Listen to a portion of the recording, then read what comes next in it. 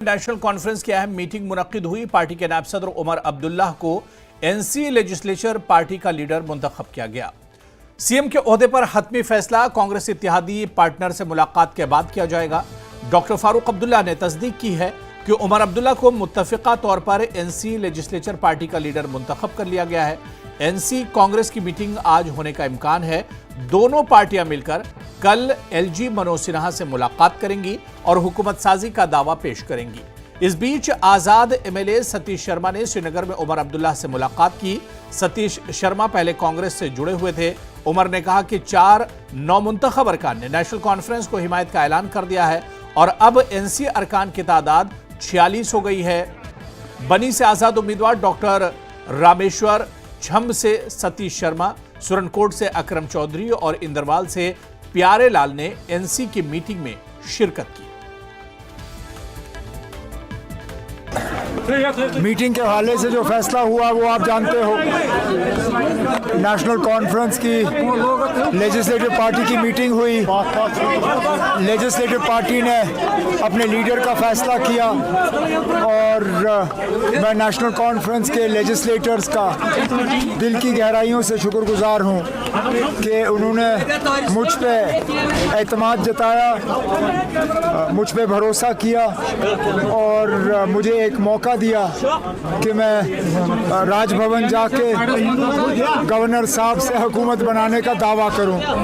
अब फिलहाल कांग्रेस से बातचीत चल रही है ताकि उनका सपोर्ट जो है वो मिले, लेकिन फिलहाल 4 इंडिपेंडेंट एमएलए जो जीत के आए हैं उन्होंने नेशनल कॉन्फ्रेंस को अपना सपोर्ट जो है वो दे दिया है।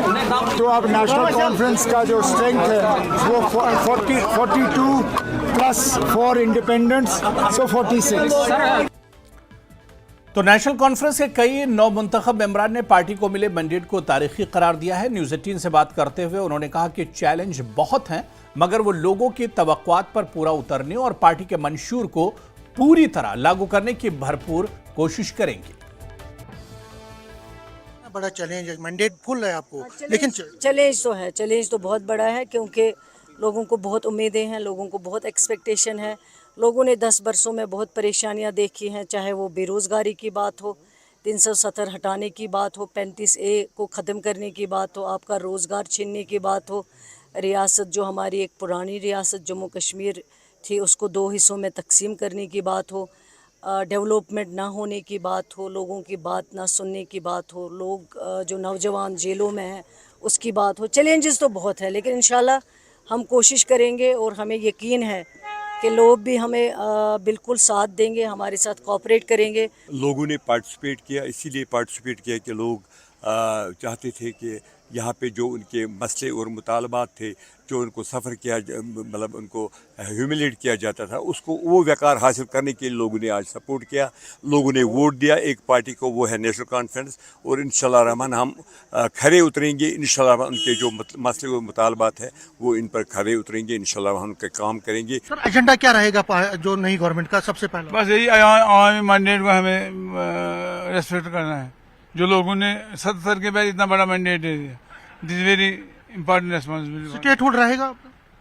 स्टेटहुड रहेंगे, वो तो प्राइम मिनिस्टर ने वादा किया है, और कैसे हो सकता है। में जा रहे हैं, कितना बड़ा मैंडेट, एक्सपेक्टेशन भी बहुत है। बिल्कुल लोगों के एक्सपेक्टेशंस है, जब ये लोगों के एक्सपेक्टेशंस है नेशनल कॉन्फ्रेंस, इसीलिए तो उन्होंने मैंडेट दिया है। तो हम लोगों के बड़े मशकूर है और इंशाल्लाह हमारी उम्मीद होगी, अल्लाह ताला से भी दुआ मांगेंगे कि जो लोगों के एक्सपेक्टेशंस हैं उन पे हम खरे उतरेंगे। जो हमारा इलेक्शन मैनिफेस्टो है उस मैनिफेस्टो को विद लेटर एंड स्पिरिट हम इंशाल्लाह ग्राउंड में इम्प्लीमेंट करेंगे। एजेंडा क्या रहेगा? क्या स्टेटहुड रहेगा? लोगों के बहुत सारी आशाएं हैं, जैसे एम्प्लॉयमेंट के हवाले से बाकी है, क्या क्या रहेगा? देखिए, हमने अपने इलेक्शन मैनिफेस्टो में वो सारी बातों का जिक्र किया है कि जो हम लोगों के लिए कर रहे हैं। तो इसमें हम कर रहे हैं कि जो हमने वादे किए हैं लोगों के साथ, उन वादों को हम इंशाल्लाह रहमान पूरा करेंगे। हमारे साथ अभी अल्ताफ कल्लू जुड़े हुए हैं, जिन्होंने पहलगाम से बड़े मार्जिन से जीता है। बात करते हैं, अल्ताफ साहब कैसा रहा? बहुत ही अच्छा रहा। हम पूरे जम्मू कश्मीर के लोगों के बहुत शुक्रगुजार हैं जिन्होंने नेशनल कॉन्फ्रेंस को एक थैम्पिंग मेजॉरिटी दे दी, और बिलखुसूस मैं डिस्ट्रिक्ट अनंतनाग की बात करूंगा, साथ में साथ हमें मिले और वो भी ह्यूज मार्जिन से। चैलेंजेस क्या नहीं रहेंगे, सवाल ये है, सवाल ये नहीं है कि चैलेंजेस क्या रहेंगे। ये एक ऐसा ढांचा मिला है आपको जिसकी सियासत ख़त्म हो गई है, जिसकी इक़्तिसादी हालत ख़त्म हो गई है, लोगों को शिद्दत से दुख और धोखे का एहसास है। तो इन हालात में जब आप किसी रियासत या यूनियन टेरिटरी के उसकी ज़िम्मेदारी कबूल करते हैं या आपको अल्लाह ताला इसकी ज़िम्मेदारी सौंपता है, तो चैलेंजेस तो बहुत होते हैं। लोगों के जो ये हम पर एतमाद लोगों ने किया है, ये गैर मामूली एतमाद है और इसमें हम तवक्का रखते हैं कि जहां उमर साहब अपनी सलाहियतों को भरपूर तरीके से इस्तेमाल करेंगे, वहाँ जो एमएलए हैं वो भी अपनी जिम्मेदारी निभाएंगे। आगे बढ़ेंगे। पीडीपी लीडर इल्तिजा मुफ्ती ने नेशनल कॉन्फ्रेंस और कांग्रेस को हुकूमत बनाने पर मुबारकबाद दी है। मुफ्ती ने सवाल किया कि क्या ये हुकूमत इसलिए बनाई गई है कि वो पीडीपी के कारकुनों को दबाना चाहती है। उन्होंने कहा कि अगर नेशनल कॉन्फ्रेंस इनके कारकुनों को छूती है तो उन्हें भारी कीमत चुकानी पड़ेगी। इल्तिजा ने इल्जाम लगाया कि नेशनल कॉन्फ्रेंस के बिजबिहाड़ा से एमएलए एक बड़े गुंडे की तरह काम कर रहे हैं। मुफ्ती ने कहा कि उनके कारकुन अस्पताल में हैं और उनके अमलाक की तोड़फोड़ की जा रही है। उन्होंने कहा कि इसी तरह नेशनल कॉन्फ्रेंस कुलगाम, डीएचपुरा और जनूबी कश्मीर के दीगर इलाकों में भी ऐसा ही कर रही है। मुफ्ती ने इल्जाम लगाया कि एनसी इस गुंडागर्दी के लिए मशहूर है, लेकिन अब वक्त आ गया है कि वो इसे रोकें। इल्तिजा ने कहा कि वो इलेक्शन हार गई हैं, मगर एनसी के खिलाफ उनकी लड़ाई जारी रहेगी। उन्होंने कहा कि वो नेशनल कॉन्फ्रेंस को खबरदार करती है। मुफ्ती ने कहा कि नेशनल कॉन्फ्रेंस इक़्तिदार के नशे में है।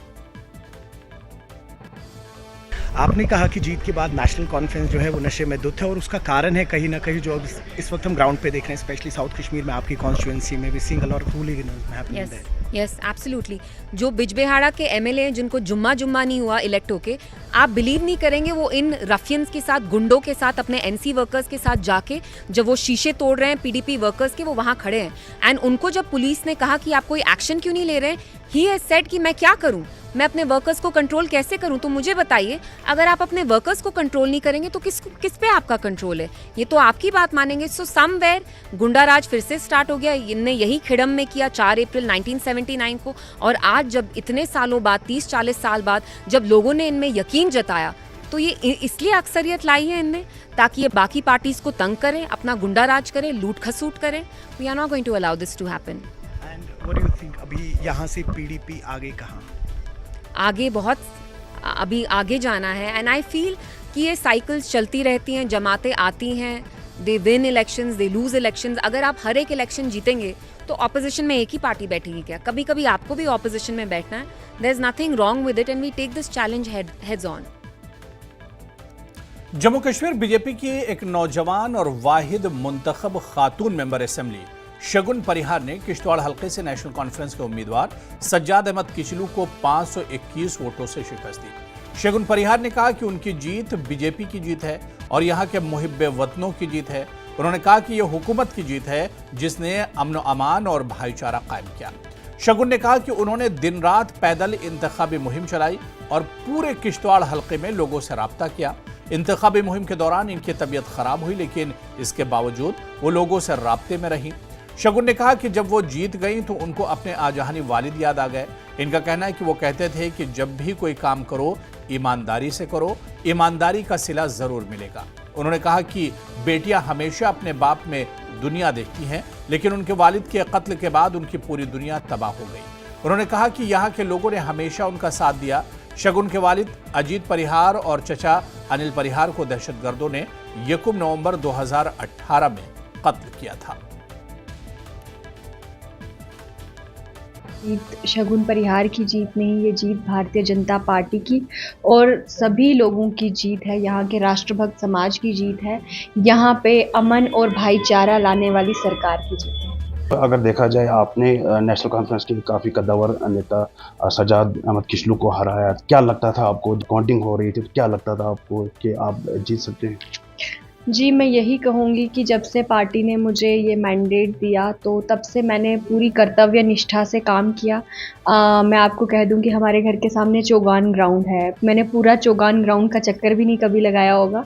तो जिस दिन से मेरा ये मैंडेट डिक्लेयर हुआ, अगले ही दिन से मुझे लगता है कि मैंने पैदल यात्रा शुरू की। हमारा काफ़ी ये कठिन इलाका है जिसमें 5-5, 6-6 घंटे लगातार पैदल चलना पड़ता है। तो रेगुलर रूटीन में मैं ऐसा ही था कि पूरे 18-20 दिन का जो भी हमें कार्यकाल मिला, उस पूरे समय में मैं अपने गांव के दूर दराज क्षेत्रों में गई। और अगर मैं एक गांव से लेकर दूसरे गांव तक जा रही थी तो रात को अगर शगुन 3 बजे तक पैदल चल रही है तो एक गांव से दूसरे गांव तक लोग छोड़ने आते थे। तो मैं उन सभी लोगों का शुक्रिया अदा करती हूँ। ये जीत शगुन परिहार की नहीं, ये उन सभी लोगों की जीत है जिन्होंने रात रात भर काम किया, जिन्होंने इस इलेक्शन में भारतीय जनता पार्टी को सेवा का अवसर दिया। ये जीत यहाँ के सभी लोगों की जीत है। अगर माँ भगवती ने इतनी कृपा रखी है तो मैं माँ भगवती से यही कहूँगी, जिन लोगों ने मुझ पर इतना विश्वास जताया है, मैं उनके लिए हमेशा हर समय जो है उपस्थित रहूं और उनकी हर आशा, हर उम्मीद पे खरी उतरने की मैं पूरी कोशिश करूंगी। जिला बारामूला के वागुरा किरीरी हलके से कांग्रेस के कामयाब उम्मीदवार इरफान हफीज लोन ने न्यूज 18 के साथ बातचीत में बीजेपी और आरएसएस को शदीद तनकीद का निशाना बनाया। लोन ने कहा कि बीजेपी और आरएसएस की झूठी सियासत, जुल्म और जबर, महंगाई और लोगों के हुकूक की पामाली पूरे मुल्क में हो रही है। लोन ने कहा कि जम्मू कश्मीर को भी यूटी में तब्दील किया गया और यहाँ के हुकूक को पामाल किया गया। लोन ने कहा कि जम्मू कश्मीर के कुदरती वसाइल का पहला हक यहाँ की आवाम का होगा और इंडिया अलायंस आवाम के हुकूक की लड़ाई लड़ेगा। असम्बली इंतखाबात में जो नेशनल कॉन्फ्रेंस के साथ साथ इंडिया अलायंस जो है उन्होंने भारी अक्सरियत से जीत दर्ज की है। उसमें अगर हम वागुरा किरीरी कॉन्स्टिट्यूंसी की बात करते हैं, वागुरा कॉन्स्टिट्यूंसी से इरफान हफीज लोन जो कांग्रेस के उम्मीदवार हैं, उन्होंने जीत दर्ज की है और पीडीपी के हरीफ जो हैं सईद बशारत बुखारी को हरा दिया है। और हमारे साथ मौजूद है इरफान हफीज लोन साहब। पहले न्यूज़ 18 की तरफ से मुबारकबाद है। हाथ में कमाल कर दिया है वागुरा किरीरी में, सबके हाथ हिला दिए हैं, यूँ हम कह सकते हैं पैर हिला दिए हैं। क्या कहना चाहिए? बिल्कुल, हमने कहा इससे पहले भी हाथ जो है बदलेगा हालात, हाथ बदलेगा हालात। तो हम मुकाबला कर रहे हैं पूरे मुल्क में जो भारतीय जनता पार्टी, आरएसएस, उनका झूठ, उनका अत्याचार, उनका जुल्म जबर, बेरोज़गारी बढ़ रही है, महंगाई बढ़ रही है और आप देख रहे हैं किस तरीके से लोगों के जो हुकूक है उनकी पामाली हो रही है। तो हम समझते हैं कि पूरे मुल्क में जो इंडिया अलायंस बना उसने एक सॉलेम प्लेज लिया, मेहनत की कांग्रेस पार्टी के नेतृत्व में, जिसका नाम पड़ा इंडिया अलायंस। मैं हमेशा ये दोहरा रहा हूँ कि उस मोदी के ख्वाब को कि हमें 400 पार मिले, इसी इंडिया अलायंस ने, जिसका नेतृत्व, जिसकी क़यादत कांग्रेस पार्टी कर रही थी, उन्होंने मोदी के सपने को पूरा होने नहीं दिया। तो खबरों का सिलसिला जारी रहेगा, यहां पर रुकेंगे फिलहाल छोटे से ब्रेक के लिए।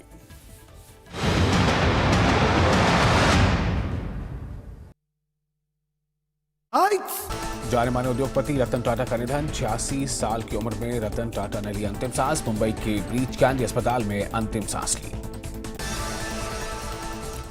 पीएम मोदी ने रतन टाटा के निधन पर शोक जताया। पीएम ने एक्स पर लिखा कि दूरदर्शी बिजनेस लीडर, दयालु आत्मा थे रतन टाटा। अटूट प्रतिबद्धता की वजह से प्रिय थे रतन टाटा। रक्षा मंत्री राजनाथ सिंह ने भी रतन टाटा के निधन पर दुख जताया। रक्षा मंत्री राजनाथ सिंह ने एक्स पर पोस्ट करते हुए लिखा कि रतन टाटा के निधन से दुखी हूं। उद्योग जगत के महान नायक थे रतन टाटा। गृहमंत्री अमित शाह ने रतन टाटा के निधन पर दुख जताया। गृहमंत्री अमित शाह ने सोशल मीडिया एक्स पर पोस्ट कर लिखा कि प्रसिद्ध उद्योगपति, सच्चे राष्ट्रवादी थे रतन टाटा।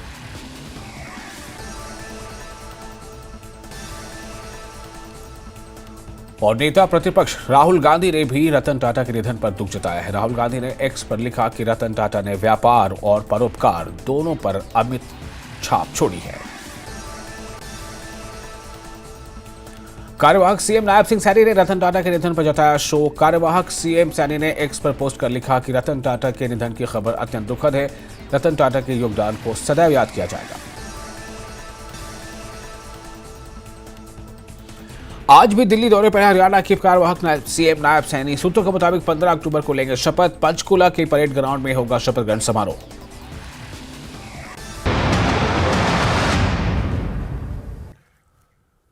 मेराजुद्दीन मलिक जम्मू कश्मीर में असेंबली इलेक्शन जीतने वाले आम आदमी पार्टी के पहले और वाहिद मेंबर हैं। उन्होंने डोडा नशिस्त पर जीत दर्ज की है। डोडा सीट को 2014 में बीजेपी के शक्ति राज ने जीता था। 1962 के पहले इलेक्शन के बाद से यहां नेशनल कॉन्फ्रेंस और कांग्रेस का दबदबा रहा था। डोडा वो जगह है जहां से वज़ीर-ए-आज़म नरेंद्र मोदी ने जम्मू कश्मीर में बीजेपी की इंतखाबी मुहिम का आगाज किया था। महराज मलिक, आपने इलेक्शन जीत के ये साबित किया कि ईमानदारी पे रहो, डेडिकेशन रखो, कमिटमेंट रखो, तो आप जो है किसी हद को भी पार कर सकते हैं। क्या कहना चाहोगे? इंसान को दुनिया में इसीलिए भेजा है, ये कायनात इसीलिए बनी है, आपने एक दूसरे का दर्द बांटना है। वही उस दर्द को बांटते बांटते 15 साल लगे, तो आपने देखा कि 50 साल एक शख्स जो है अपना जो कैरियर 50 साल का बता रहा था, 52 साल का, कि हमने 52 साल पॉलिटिक्स की है, और उसका जो है वो खुद शख्स अपना मातम खुद अपने आप को दफन होते हुए देख रहा है, जिसका नाम गुलाम नबी आज़ाद है। ये हमने रोज़मर्रा में आम देखा है, हालात ऐसे देखे हैं, तो इंसान का पता चलता है कि दुनिया के अंदर वो पानी का पत्ते पे पानी रहता है। तो इंसान को जीते जी जब तक ज़िंदगी है उसे अच्छा करना है, ताकि लोग मरने के बाद भी उसे याद करें। ये समझ तब आती है जब एक परिवार में एक बाप मर जाता है तो उसे परिवार के लोग साल भी याद नहीं करते हैं, 2 साल भी याद नहीं करते हैं। लेकिन जब एक अच्छा आदमी, ईमानदार आदमी दुनिया से चला जाता है तो सालों साल वो जिंदा रहता है। तो वो चीज़ महराज को अच्छी लगी और सोचा कि अगर परिवार के लिए करेंगे तो वो कभी मुड़ के याद नहीं करेंगे, इंसानियत के लिए करेंगे। दुनिया अगर मरने के बाद भी याद करती है तो इंसानियत पे जो मानने वाला है, इंसानियत पे काम करने वाला है, तो लोगों की बेहतरी चाहता है, उसे याद किया जाता है। और अच्छा लगा, मुझे इस काम में करने में मजा आया। उधर बीजेपी के doctor Narendra Singh Raina RS Pura assembly seat से इलेक्शन जीत गए। उन्होंने कांग्रेस के रमन भल्ला को शिकस्त दी। उन्होंने कहा कि लोगों को उनसे काफी तवक्कुआत हैं और वो लोगों को मायूस नहीं करेंगे।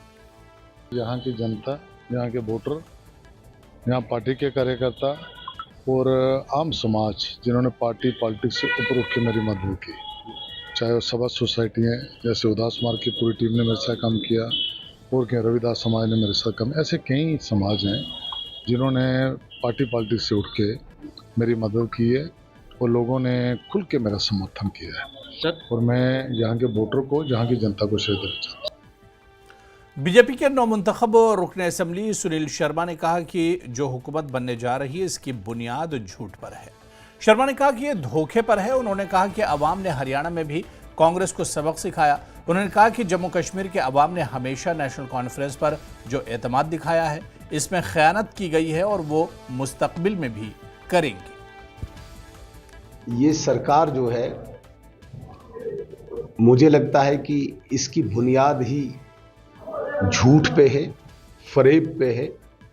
जो झूठ नेशनल कॉन्फ्रेंस और कांग्रेस ने दिखाया है, कांग्रेस को हरियाणा के लोगों ने भी सबक सिखाया, यहाँ पे भी इनको सबक मिला। लेकिन ज़बरदस्ती छटपटाहट में वो नेशनल कॉन्फ्रेंस के सहारे अपने आप को पार्टी जिंदा रखना चाहते हैं कांग्रेस को।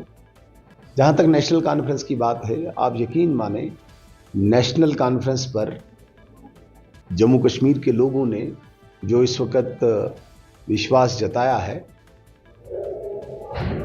आज तक भी इन्होंने विश्वासघात किया है और इस बार भी ये विश्वासघात करेंगे। चलिए आगे बढ़ेंगे। हायर सेकेंडरी स्कूल बटागुंड तराल में एक तकरीब के दौरान स्कूल के सालाना मैगजीन आश की रस्म इजराई अंजाम दी गई और नीट क्वालिफाई करने वाले तलबा की इज्जत अफजाई की गई। साबिक director schemes AG Ahangar, ADC Tral Sajid Naqqash, director planning Bilal Ahmad, Merajuddin Malik और दीगर ओहदेदार मौजूद थे। तलबा ने रंगारंग प्रोग्राम पेश किए। ये असल में हमारे 6 बच्चे इन्होंने नीट क्वालिफाई किया है। 6 बच्चों ने, ये पहली मर्तबा है ये सलाखी से कि 6 बच्चों ने नीट क्वालिफाई किया है। मैं आपको याद दिलाना चाहता हूँ कि जब मैंने इस स्कूल की सदारत संभालने से पहले यहाँ 11th में 3 बच्चे ही थे और वो तीनों फेल हो गए। लेकिन मेरे स्टाफ की कोशिशों से, मेहनत से आज ये हमारे लिए एक मौका बन गया कि आज 6 बच्चे जो हैं उन्होंने नीट क्वालिफाई किया। उसके अलावा हमारा मैगज़ीन जो है, सालाना मैगज़ीन, उसका भी आज रस्मी इजरा होना था, वो भी हो गया। बडगाम पुलिस की जानिब से जिले के मुख्तलिफ मकामात के तकरीबन 70 बच्चों को भारत दर्शन टूर पर रवाना किया गया। बच्चों में काफ़ी जोशो खरोश देखने को मिला। उन्होंने कहा कि वो पुलिस का शुक्रगुजार हैं कि उन्हें अपने मुल्क की सकाफत और नई जगहों को देखने का मौका मिलेगा। एसएसपी बडगाम ने कहा कि मकसद यही है कि इन तलबा को मुल्क की यकजहती और भाईचारे के मुतालिक आगाह किया जाए। पहले मैं शुक्रगुजार करना चाहता हूँ एसपी साहब और डीएसपी साहब और जेके पुलिस का, क्योंकि आज तक मतलब मेरे गांव का कोई नहीं गया इस टूर को। मुझे पहली बार ऐसा मौका आया, मैं बहुत खुश हूँ। मतलब मैं भी देखूंगा कलकत्ता में क्या है फेमस और दिल्ली में। हम नई चीज़ें एक्सप्लोर करने जा रहे हैं और अपने ब्यूटीफुल कंट्री को एक्सप्लोर करने जा रहे हैं। तो अभी के लिए तो I am feeling very glad and I am very I guess मैं बहुत शुक्रगुजार हूँ JNK पुलिस का, जिन्होंने हमें चूज़ किया इस इवेंट के लिए। ये इवेंट अच्छा जाना चाहिए, इंशाल्लाह जाएगा भी। देखिए, जम्मू कश्मीर पुलिस हमेशा से कई सारे कम्युनिटी आउटरीच प्रोग्राम चलाते आ रही है। जो ये भारत दर्शन है, ये भी हमने कई सालों से हम इसको चलाते आ रहे हैं और इसमें जो है डिस्ट्रिक्ट के कुछ चुनिंदा बच्चों को हम इसमें इन्वॉल्व करते हैं और भारत की कई सिटीज़ जैसे कि दिल्ली हो गया, मुंबई हो गया, कोलकाता हो गया, चेन्नई हो गया, इन कई सिटीज़ में इनको भेजते हैं। इसका मकसद यही है कि एक बच्चे जो है ये छोटी उम्र में ही जाकर के देखे कि अपने इंडिया में कल्चर कैसा है, ट्रेडिशन क्या है, लोग कैसे हैं, उनके खान पान, सारी चीज़ें, पहराव, वो सब देखे और एक इनमें बच्चों में जो है एक नेशनल यूनिटी और इंटीग्रिटी की भावना पैदा हो। उधर CRPF 35 बटालियन की जानिब से बडगाम के मुख्तलिफ मकामात पर सिविक एक्शन प्रोग्राम जारी किए गए। शेखुल आलम डिग्री कॉलेज बडगाम में तलबा के लिए 3 माह के मोबाइल रिपेयरिंग कोर्स का इफ्तिताह किया गया। 50 तलबा तरबियत हासिल कर रहे हैं। ये 35 बटालियन द्वारा एक स्किल डेवलपमेंट कोर्स के अंतर्गत ये मोबाइल फ़ोन रिपेयर और मेंटेनेंस का कोर्स है, जिसमें 50 बच्चे इसमें पार्टिसिपेट कर रहे हैं। 406 आवर्स टोटल 3.5 महीने तक का ये कोर्स रहेगा। इसमें जितना भी मोबाइल रिपेयर से संबंधित जितनी भी जानकारी उनको दी जाएगी और इसमें उनको एक सर्टिफिकेशन कोर्स है, जिसके अंतर्गत उनको सर्टिफिकेट दी जाएगी कोर्स कंप्लीट होने के बाद। और इसमें जितने भी जो लोकल यूथ हैं अभी जो इस कोर्स में पार्टिसिपेट कर रहे हैं, ये कॉलेज स्टूडेंट्स हैं। इससे ये फ़ायदा रहेगा कि पढ़ाई के साथ साथ इनको एक ऐसा स्किल डेवलपमेंट या टेक्निकल कोर्स मिल रहा है, जिससे कि ये पढ़ाई के साथ साथ में कोर्स करने के बाद अपने ऊपर अपना आत्मनिर्भर भी हो सकते हैं और अपने परिवार की आर्थिक मदद भी कर सकते हैं। तो चलिए, इस बुलेटिन में अभी फ़िलहाल इतना ही। आदाब।